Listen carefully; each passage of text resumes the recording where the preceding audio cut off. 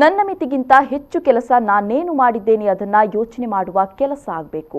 ಹಳೆಯ ಮಾದರಿಯ ವರದಿಗಳನ್ನು ಬಿಟ್ಟು ವಾಸ್ತವಿಕತೆಗೆ ಅನುಗುಣವಾಗಿ ವರದಿಯನ್ನ ನೀಡುವಂತೆ ಶಾಸಕ ಸಂಜೀವ ಮಠಂದೂರು ಅವರು ಅಧಿಕಾರಿಗಳಿಗೆ ಸೂಚನೆ ನೀಡಿದ್ದಾರೆ. ಅವರು ತಾಲೂಕು ಪಂಚಾಯತ್ ಸಭಾಂಗಣದಲ್ಲಿ ನಡೆದ ತ್ರೈಮಾಸಿಕ ಕೆಡಿಪಿ ಸಭೆಯಲ್ಲಿ ಅಧ್ಯಕ್ಷತೆ ವಹಿಸಿ ಮಾತನಾಡಿದರು. ಶಾಲೆಯಲ್ಲಿ ಪಠ್ಯಪುಸ್ತಕದಲ್ಲಿ ಇದ್ದಂತೆ ಅಧಿಕಾರಿಗಳು ಕೂಡ ಅಡಿಕ್ಟ್ ಆಗಿದ್ದಾರೆ. ಸಮಯ ಸಂದರ್ಭಕ್ಕೆ ಸರಿಯಾಗಿ ಕೆಲವೊಂದು ವ್ಯತ್ಯಾಸಗಳಾದಾಗ ಅದಕ್ಕೆ ಸರಿಯಾಗಿ ನಾವು ಕೆಲಸ ಕಾರ್ಯಗಳನ್ನು ಜೋಡಣೆ ಮಾಡಬೇಕು. ಇಲಾಖೆಯಲ್ಲಿ ಬಂದಿರುವ ಬಹಳಷ್ಟು ಪಾಲನಾ ವಾರ್ಷಿಕ ಗುರಿಗಳ ವರದಿಯನ್ನು ನೋಡಿದ ಹಾಗೆ 25 ವರ್ಷಗಳ ಹಿಂದೆ ಹೇಗೆ ವರದಿಗಳಿರುತ್ತಾ ಇದ್ವೋ ಅದಕ್ಕೆ ಸೀಮಿತವಾಗಿದ್ದೀರಿ.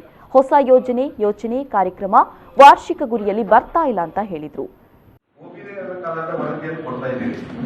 ಇವತ್ತಿನ ಬರ್ನಿಂಗ್ ಇಶ್ಯೂದಲ್ಲಿಲ್ಲ, ಕೊರೋನಾದ ಬಗ್ಗೆ ನೀವು ಉಲ್ಲೇಖ ಮಾಡುವುದಿಲ್ಲ. ನೀವು ಯಾವ್ದಾರ ಉಲ್ಲೇಖ ಮಾಡ್ತೀರಿ ಅಂದ್ರೆ ಪೋಲಿಯೋದ ಬಗ್ಗೆ ಉಲ್ಲೇಖ ಮಾಡ್ತೀರಿ, ಕುಷ್ಠರೋಗದ ಬಗ್ಗೆ ಉಲ್ಲೇಖ ಮಾಡ್ತೀರಿ. ಈ ವರದಿಯನ್ನು ನೀವು ಆಮೂಲಾಗ್ರವಾಗಿ ಬದಲಾವಣೆ ಮಾಡಬೇಕು. ಇವತ್ತಿನ ವಾಸ್ತವಿಕತೆಗೆ ಅನುಗುಣವಾಗಿ ಇವತ್ತಿನ ಸಾಂಕ್ರಾಮಿಕ ರೋಗಗಳು ಇವತ್ತೇನೇನಿದೆ, ನೀವು ನಿಮ್ಮ ಜಿಲ್ಲಾ ಆರೋಗ್ಯಾಧಿಕಾರಿಗೆ ಏನು ವರದಿ ಕೊಡ್ತಿರೋದು ಗೊತ್ತಿಲ್ಲ ನನಗೆ, ರಾಜ್ಯಕ್ಕೆ ಗೊತ್ತಿಲ್ಲ ನನಗೆ. ಆ ಫಾರ್ಮೆಟ್ ನನಗೆ ಅದರ ಗತಿ ಇಲ್ಲ. ಇವತ್ತು ನೀವು ಕೊರೋನಾದ ಬಗ್ಗೆ ಉಲ್ಲೇಖ ಮಾಡುವುದಿಲ್ಲ, ಕುಷ್ಠರೋಗದ ಬಗ್ಗೆ ಉಲ್ಲೇಖ ಮಾಡ್ತೀರಿ. ಅಂದ್ರೆ ನಾನು ಹೇಳುದು ವಾಸ್ತವಿಕತೆ ಏನು ಅಂತ ತಿಳ್ಕೊಳ್ಬೇಕು ಅಂತೇಳಿ.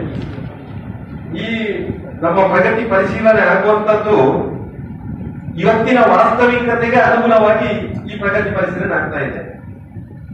ಇವತ್ತಿನ ಕಾಯಿಲೆ ಕಸಾಲೆಗಳು, ಇವತ್ತಿನ ರೋಗ ರುಜಿನಗಳು, ಇದಕ್ಕೆ ಏನೇನು ನಾವು ಟ್ರೀಟ್ಮೆಂಟ್ ಮಾಡಿದ್ದೇವೆ, ಎಷ್ಟು ಜನರನ್ನು ನಾವು ಗುಣಪಡಿಸಿದ್ದೇವೆ, ಏನೇನು ನಮ್ಮ ಇಲಾಖೆಯಿಂದ ಸವಲತ್ತುಗಳು ಬಂದಿದೆ, ಏನೇನು ಕೊರತೆಗಳಿದೆ, ಇದರ ಬಗ್ಗೆ ನಾವು ಉಲ್ಲೇಖ ಮಾಡಬೇಕಲ್ಲದೆ ನೀವು ಕಾಟಾಚಾರಕ್ಕೆ ಒಂದು ವರದಿ ಕೊಡುವುದಲ್ಲ. ಈ ಸಂದರ್ಭದಲ್ಲಿ ತಾಲೂಕು ಆರೋಗ್ಯಾಧಿಕಾರಿ ಅಶೋಕ್ ಕುಮಾರ್ ರೈ, ಜಿಲ್ಲಾ ಪಂಚಾಯತ್ ಅಧ್ಯಕ್ಷೆ ಮೀನಾಕ್ಷಿ ಶಾಂತಿಗೋಡು, ತಾಲೂಕು ಪಂಚಾಯತ್ ಅಧ್ಯಕ್ಷ ರಾಧಾಕೃಷ್ಣ ಬೋರ್ಕರ್ ಮತ್ತಿತರರು ಉಪಸ್ಥಿತರಿದ್ದರು.